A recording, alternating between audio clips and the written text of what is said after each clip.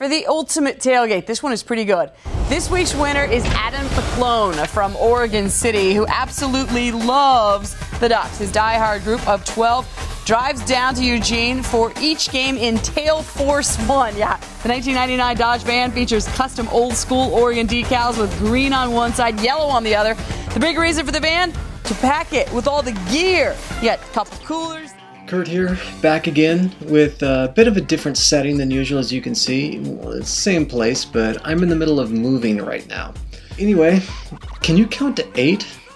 I can. 1 Husky loss, 2 Husky losses, 3 Husky losses, 4, 5, 6, 7, 8.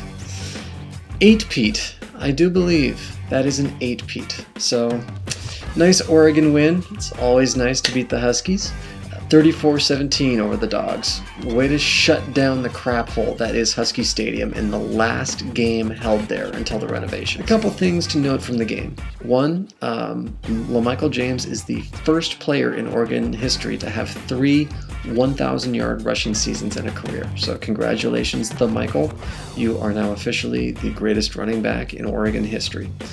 As if that wasn't proven already with the Doak Walker Award last year. 2, LaMichael James now has a 100-plus yard rushing game in 22 of 32 career games. That's crazy.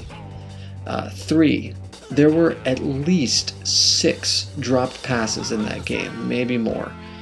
Guys, hang on to the ball, and this one is an even bigger blowout than the scoreboard showed. I'll tell you what I didn't like about this game.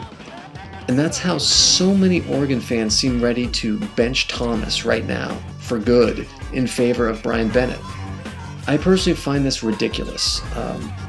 At halftime, Rob Mosley had a Twitter poll for who should start the second half, Bennett or Thomas. 39 Oregon fans said Bennett, 35 said Thomas. Look, the old cliche is that the backup quarterback is the most popular player on the field. I get that. But this proved that 39 people on Twitter are idiots. Have people not watched a single game over the past 4 years? How many times do teams hang with the Ducks through the first half, then get steamrolled in the second half? That's like every game. The people who want to bench the QB that led the team to the first ever national championship game for Oregon in favor of a guy who has played 8 quarters total, 2 against ASU and the rest against the bottom feeders of the Pac-12. Oregon had only 22 plays in the first half against Washington. UW played keep away, and people wanted Thomas benched for that? Receivers were dropping passes. What, you think if Bennett was the one throwing the ball instead of Thomas that the receivers wouldn't have dropped those passes? Actually. So, Oklahoma lost to Texas Tech at home. Tech has lost 4 games, including blowout losses to Iowa State and Texas. Alabama could only score 6 points at home to LSU and lost. Arkansas lost to Alabama. So, why are these teams ranked higher than Oregon? Technically, it was a neutral site game, depending on how you define neutral. And the Ducks put up 27 on the Tigers, the most LSU has given up all year. They lost by 13 and gave up 21 points on completely self-inflicted turnovers, dumb mental errors. I don't understand why Oklahoma and Alabama are all ranked ahead of Oregon right now. The Ducks actually dropped in the poll after beating Washington State for what? Not winning convincingly enough? If that's the case, shouldn't LSU have dropped for only winning by 3 points?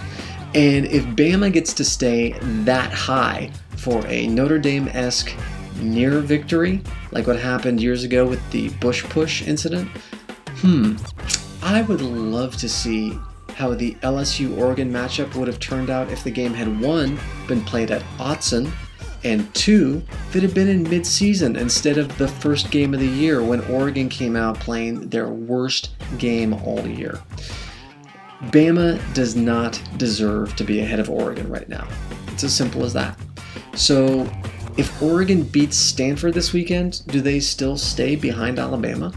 If so, why? Can anyone give me a logical reason? Against LSU, Oregon played by far their worst game of the season. They made more mental errors than could be counted, and they still scored 27 on LSU. Alabama getting to play at home, giving their best mid-season effort, could only muster 6. And people want a rematch of that? Give me a break. So Alabama loses and only drops 1 spot in the BCS, a home loss, and Oregon only moves up 1 spot to number 7. Oklahoma is still ahead. Why? They lost to Texas Tech. Alabama is still ahead. Why? They lost at home to LSU and could only put up 6 points. Oregon lost a neutral site and put up 27 on them, playing by far their worst game of the year. Why are SEC teams always in the BCS? Because the system always slants to keep them in. There's a reason why the BCS was designed by the SEC commissioner. And isn't it funny that they decided to take things out like margin of victory and strength of schedule and the AP poll, but they leave in the coaches poll because the coaches don't watch other games. They're busy enough, training up their team to prepare for each week. They automatically assume that a one-loss SEC team is more valuable than any other one-loss team because it's the SEC. It's odd. If a team in the BCS race from the West Coast won a game 9-6, the media would have a field day about what was wrong with them. Why couldn't they score more points? But in the SEC, it's a tough, gritty defensive struggle. What? Look no further in the hypocrisy of all of this than what happened last season. Oregon was ranked number 1 in the country, Auburn number 2.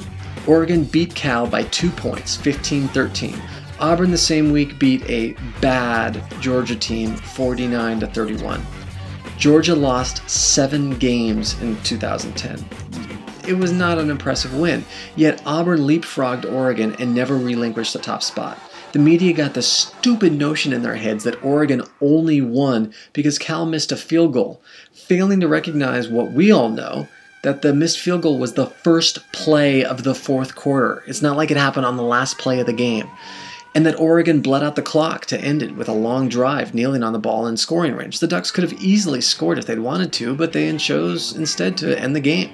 If they had scored, would they have kept their number 1 ranking? That's what I want to know. It's an interesting question to ponder. Everyone in the media blasted Oregon for only winning by 2 points and upgraded Auburn for a win over a bad SEC team. Oh, but wait. A couple weeks later, Auburn beat Alabama by only 1 point, 28-27, while Oregon that same day clobbered Arizona 48-29. For Auburn's 1-point victory, their lead in first place votes increased over Oregon. For winning by only 1, shouldn't they have dropped just like Oregon did for winning by only 2 over Cal 2 weeks prior? No, because it's the SEC.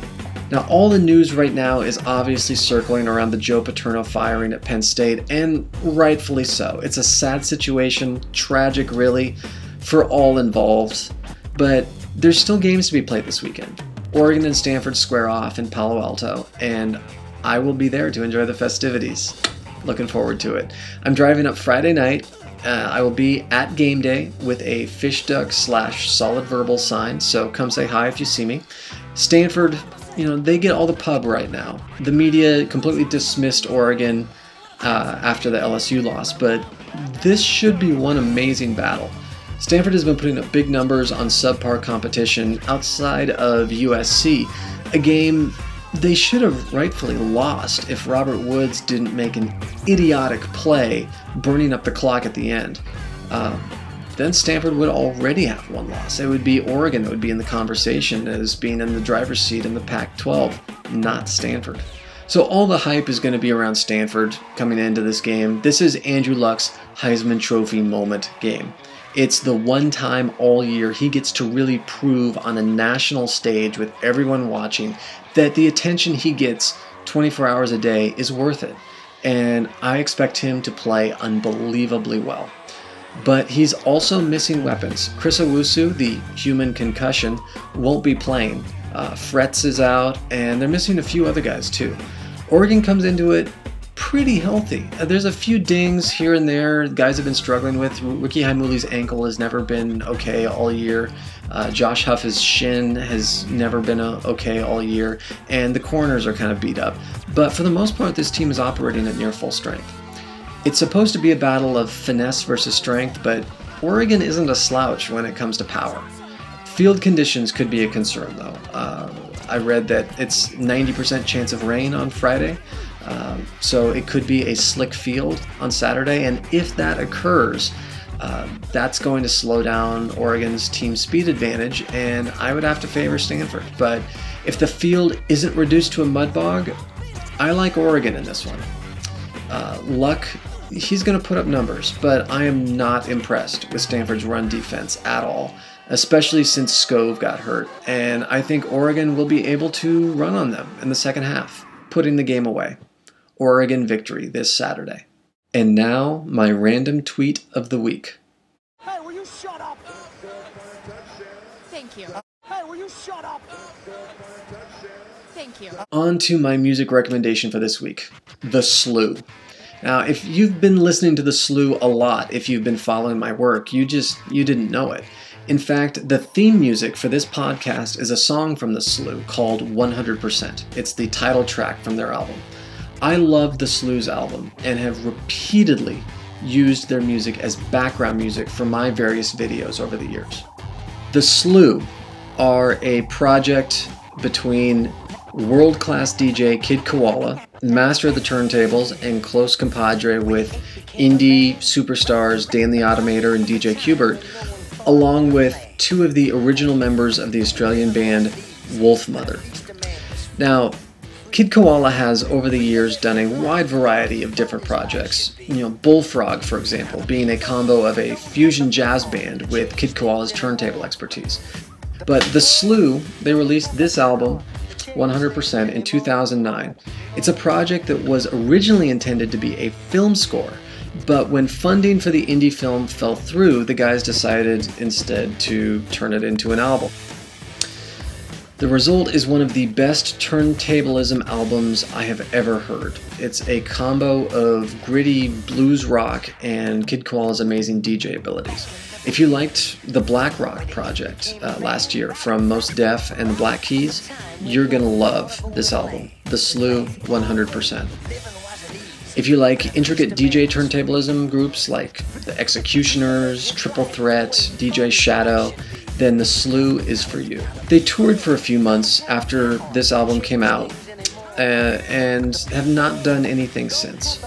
I hope someday there will be another Slew album and a tour, but considering the way Kid Koala tends to jump from project to project, I won't be holding my breath for that. Still, head over to your local record store and dig through the hip-hop bins to see if you can find the CD. If you can, it is well worth it. You can also order it from theslew.net. I found my copy at Amoeba Records, but it is not available on iTunes. I paid a lot for my copy, but wow, was it worth it.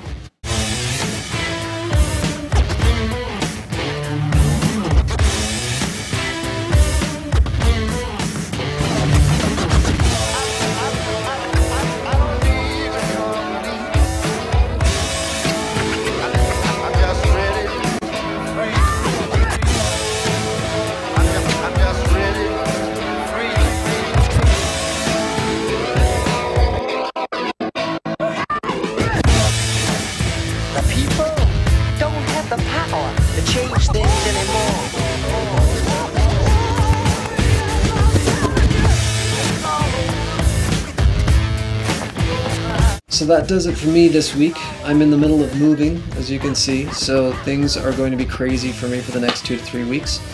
Friday, I'm driving up to San Francisco. Look for a big fish duck sign in the crowd at ESPN College Game Day. That will be me. Oh, and there's a pretty big football game taking place, too, that I'll be attending. So until next week, this is Kurt saying, Go Ducks.